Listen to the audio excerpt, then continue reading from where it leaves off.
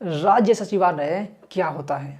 जी हाँ, नमस्कार दोस्तों, मैं अमित कुमार मौर्य और आप देख रहे हैं Maurya technical support YouTube channel, जिसमें आपका बहुत बहुत स्वागत है। दोस्तों, आज के इस वीडियो में हम बात करने वाले हैं कि राज्य सचिवालय क्या होता है, इसकी आवश्यकता क्यों है, इसके अधिकारी कौन कौन से होते हैं, इसकी शक्तियाँ और कार्य क्या होते हैं, और इसके साथ ही इससे जुड़ी हुई वो सभी महत्वपूर्ण बातें जो हम सभी को जाननी चाहिए, वो सभी इस वीडियो में हम जानेंगे। तो चलिए वीडियो को शुरू करते हैं। तो सबसे पहले बात करते हैं कि राज्य सचिवालय होता क्या है। तो भारत के प्रत्येक राज्यों में अपना एक सचिवालय होता है जिसको राज्य सचिवालय कहा जाता है, और इसी को इंग्लिश में स्टेट सेक्रेटरीट भी कहा जाता है।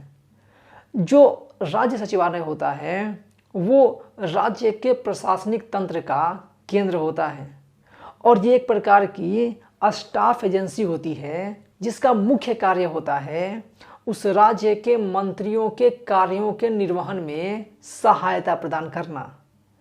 जो राज्य सचिवालय होता है इसके प्रधान को मुख्य सचिव यानी कि चीफ सेक्रेटरी कहा जाता है, और एक राज्य सचिवालय में कई सारे अलग अलग विभाग होते हैं। इनकी संख्या लगभग 15 से 35 के बीच में होती है, यानी कि अलग अलग राज्यों में इनकी संख्या अलग अलग हो सकती है। ऐसा नहीं है कि भारत के प्रत्येक राज्यों में जितने भी सचिवालय हैं उन विभागों की संख्या बराबर होगी, ऐसा नहीं होता है, बल्कि अलग अलग राज्यों में इनकी संख्या अलग अलग हो सकती है। तो जो विभाग होते हैं उनके राजनीतिक प्रमुख को मंत्री कहा जाता है, और इंग्लिश में मिनिस्टर। वहीं इनके जो प्रशासनिक प्रमुख होते हैं, यानी कि विभागों के जो प्रशासनिक प्रमुख होते हैं, उनको सचिव कहा जाता है, यानी कि सेक्रेटरी। तो सामान्यतः जो राजनेता होते हैं वो मंत्री बनते हैं, ठीक है, और सामान्यतः जो आईएएस अधिकारी होते हैं उनको सचिव बनाया जाता है। तो राज्य के जो वरिष्ठ आईएएस अधिकारी होते हैं, यानी कि इंडियन एडमिनिस्ट्रेटिव सर्विसेज के जो अधिकारी होते हैं उनको सचिव बनाया जाता है। अब एक राज्य में कई सारे विभाग होते हैं, या राज्य सचिवालय में कई सारे अलग अलग विभाग होते हैं, तो ऐसा नहीं है कि जितने विभाग होंगे उतने ही मंत्री होंगे, क्योंकि एक ही मंत्री को एक से अधिक विभागों का पदभार भी दिया जा सकता है, ठीक है, या अधिभार दिया जा सकता है। यानी कि एक मंत्री या एक व्यक्ति जो है वो कई सारे विभागों के मंत्री भी बन सकते हैं। वैसे ही जो एक सचिव होते हैं या एक व्यक्ति होते हैं वो एक से अधिक विभागों के सचिव भी बन सकते हैं। इसलिए आवश्यक नहीं है कि एक राज्य में जितने विभाग होंगे, राज्य सचिवालय में जितने विभाग होंगे उतने ही मंत्री हों या फिर उतने ही सचिव हों, उससे कम मंत्री और सचिव भी हो सकते हैं।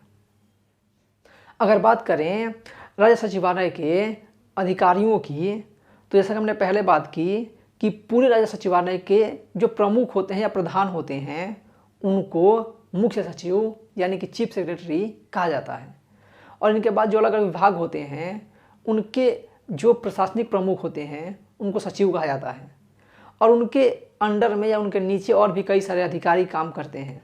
जैसे कि सचिव के नीचे हो जाते हैं विशेष सचिव, उनके नीचे हो जाते हैं संयुक्त सचिव, उनके नीचे हो जाते हैं उप सचिव, उनके नीचे अवर सचिव, और उनके नीचे सहायक सचिव। इस तरीके का पदानुक्रम बना हुआ है, और इसी के अनुसार जो राज्य सचिवालय के विभाग होते हैं उनका कार्य किया जाता है, और इसके अनुसार व्यवस्था चलाई जाती है। तो अब बात करते हैं राज्य सचिवालय के शक्तियों और कार्यों के बारे में। तो जो सबसे पहला कार्य होता है वो होता है राज्य सरकार की नीतियों और कार्यक्रमों को तैयार करना। यानी कि जो राज्य सचिवालय होता है उसका यह कार्य होता है कि वो राज्य सरकार की नीतियों और कार्यक्रमों को तैयार करे। इसके साथ ही राज्य सरकार की जो नीतियां और कार्यक्रम होते हैं उनके बीच में तालमेल स्थापित करने की जिम्मेवारी भी राज्य सचिवालय की ही होती है। इसके साथ ही राज्य सरकार जो नीतियां बनाती हैं उनके कार्यान्वयन के परिणामों की समीक्षा करने की जिम्मेवारी भी राज्य सचिवालय की होती है। यानी कि राज्य सरकार जो भी नीतियां बना रही हैं वो लागू हो रहा है कि नहीं, ठीक है, और अगर लागू नहीं हो रहा तो क्यों लागू नहीं हो रहा है, और अगर लागू हो रहा है तो लागू करने के बाद उसके क्या फ़ायदे हो रहे हैं, क्या नुकसान हो रहे हैं, यानी कि परिणामों की समीक्षा करने की जिम्मेवारी भी राज्य सचिवालय की ही होती है। इसके साथ ही जो राज्य होता है उसका केंद्र के साथ या अलग अलग राज्यों की सरकारों के साथ जो संपर्क स्थापित करने का कार्य होता है वो भी राज्य सचिवालय का ही होता है। इसके साथ ही राज्य के जो मंत्री होते हैं उनके विधानमंडल से जुड़े हुए जो कार्य होते हैं उन कार्यों को करने में सहायता प्रदान करने की जिम्मेवारी भी राज्य सचिवालय की होती है। जैसे कोई मंत्री हैं उनको विधानसभा में या विधान परिषद में प्रश्नों को उत्तर देने हैं या और भी कोई काम करना है तो उसमें भी राज्य सचिवालय उनकी मदद करता है। इसके साथ ही राज्य भर से जो अलग अलग लोग होते हैं, जो बाकी जनता होती है, उनकी जो शिकायतें आती हैं अलग अलग विभागों को लेकर के या अपनी परेशानियां या अपनी अपील लेकर के वो राज्य सचिवालय के पास आते हैं, तो उन अपीलों को, उन परेशानियों को, उन शिकायतों को सुनना या उन पे की जो लेटर्स आते हैं उसको देखना और उससे संबंधित जो भी उनकी परेशानियां हैं उसको सॉल्व करने की जिम्मेवारी भी राज्य सचिवालय की ही होती है।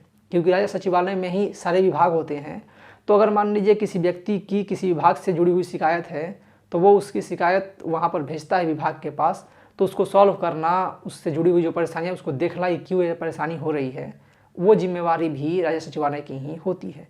तो इस प्रकार से हम कह सकते हैं कि राज्य सचिवालय जो होता है उसकी राज्य में बहुत ही महत्वपूर्ण स्थान होती है। और अगर हम इन सभी चीज़ों को बहुत छोटे शब्दों में समझें तो जो राज्य सचिवालय होता है वो राज्य के प्रशासनिक तंत्र का प्रमुख केंद्र होता है, ठीक है। और इसकी जो स्थान है वो राज्य में बहुत ही महत्वपूर्ण है। तो इस वीडियो में इतना ही। उम्मीद है आपको वीडियो पसंद आई हो। अगर वीडियो पसंद आई हो तो लाइक का बटन जरूर दबा दें, वीडियो को शेयर करें और हमारे वीडियोज़ के बारे में, चैनल्स के बारे में जो भी सोचते हैं उस कमेंट बॉक्स में ज़रूर लिखें। और अगर आपके मन में कोई कन्फ्यूजन है, कोई क्वेश्चन है तो उसे भी कमेंट बॉक्स में ज़रूर लिखिएगा। अब आपके लिए एक छोटा सा सवाल कि राज्य सचिवालय के प्रमुख को या प्रधान को क्या कहा जाता है, इसका उत्तर मैंने इसी वीडियो में दिया है। इस वीडियो को अगर आपने अच्छे से देखा है तो इसका जवाब आप कमेंट बॉक्स में ज़रूर लिखिएगा, और नहीं तो फिर इस वीडियो को फिर से देखिए और इस सवाल का जवाब कि राज्य सचिवालय के प्रमुख को या प्रधान को क्या कहा जाता है, इसका उत्तर कमेंट बॉक्स में ज़रूर लिखिएगा। तो इस वीडियो में इतना ही। वीडियो को पूरा देखने के लिए बहुत बहुत धन्यवाद।